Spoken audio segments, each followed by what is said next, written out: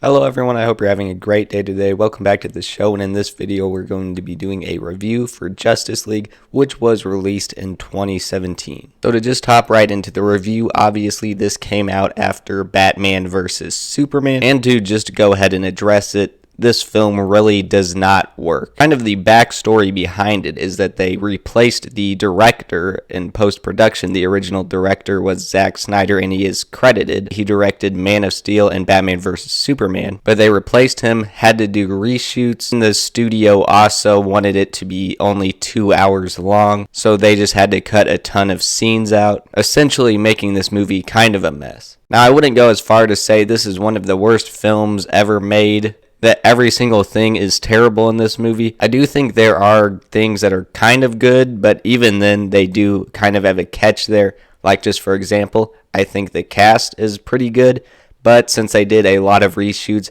obviously in some of the scenes, you can just tell that they don't even want to be there. Especially Ben Affleck, who is playing Batman, and you can even tell in some of the reshoots, the lighting is different, and he lost weight. So that's just pretty off-putting and obvious. And there wasn't enough time for them to make this movie because the studio wanted it to be released by the end of 2017. So you can just tell all of the special effects, the green screen, the CGI, it was just unfinished and really just looks like a cartoon. And obviously they cut way too many scenes out. The villain Steppenwolf, his backstory is not explored at all. And there's literally a sequence in this where they bring Superman back to life because that was a huge plot point at the end of Batman vs. Superman, that Superman died. And then kind of in the middle of the movie, they decide they want to bring him back to life. And then it immediately goes to them successfully doing that. And then he helps them later on. And it just goes by way too fast for such a major plot point. Danny Elfman also did the score for this movie, and it's actually pretty forgettable for a Danny Elfman score, especially when you compare it to Batman 89 and Spider-Man and all of those movies. It's not necessarily bad, but it's just not great either. But everything in here just feels rushed. The threat, the way the Justice League is brought together, nothing is explored enough here. They actually did release a director's cut in 2021, which is 4 hours long, I believe, because obviously this is just such a huge story to tell in that little amount of time. The one positive thing I could probably say about this movie with no catch is probably the costume design, especially with Batman's new tactical outfit. But as I said, this kind of is an example of how when studios interfere with movies too much, it kind of results in a mess. If you go back to Man of Steel, that is where they kind of had the opportunity to make their own film without too much studio interference, and that turned out pretty well.